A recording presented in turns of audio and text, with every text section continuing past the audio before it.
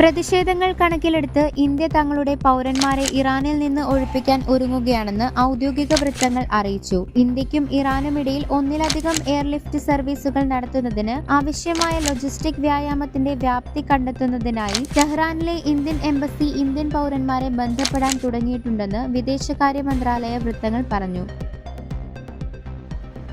ബൃഹാൻ Mumbai municipal corporation തെരഞ്ഞെടുപ്പിൽ BJP. Shiv Sena സഖ്യത്തിന് വ്യക്തമായ വിജയം ലഭിക്കുമെന്നും ശിവസേന മഹാരാഷ്ട്ര നവനിർമ്മാൺ സേന പരാജയപ്പെടുമെന്നും എല്ലാ എക്സിറ്റ് പോളുകളും പ്രവചിച്ചു.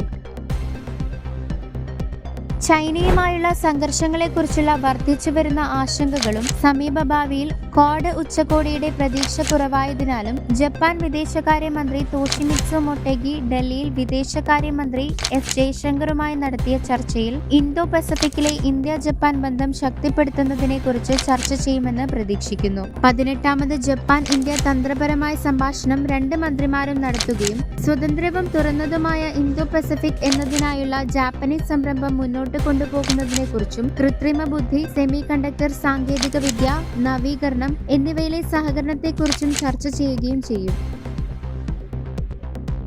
പ്രതിഷേധങ്ങൾ അടിച്ചമർത്തുന്നതിന് പിന്നിൽ പ്രവർത്തിച്ചതായി ആരോപിച്ച് അമേരിക്ക 5 ഇറാനിയൻ ഉദ്യോഗസ്ഥർക്ക് ഉപരോധം ഏർപ്പെടുത്തി. US പ്രസിഡന്റ് ഡൊണാൾഡ് ട്രംപിന്റെ ഭരണകൂടം ടെഹ്റാനിൽ സമ്മർദ്ദം വർദ്ധിപ്പിക്കുന്നതിനാൽ ഇറാനിയൻ നേതാക്കളുടെ ഫണ്ടുകൾ ലോകമെമ്പാടുമുള്ള ബാങ്കുകളിലേക്ക് എത്തുന്നത് നിരീക്ഷിക്കുന്നുണ്ടെന്ന് മുന്നറിയിപ്പ് നൽകി.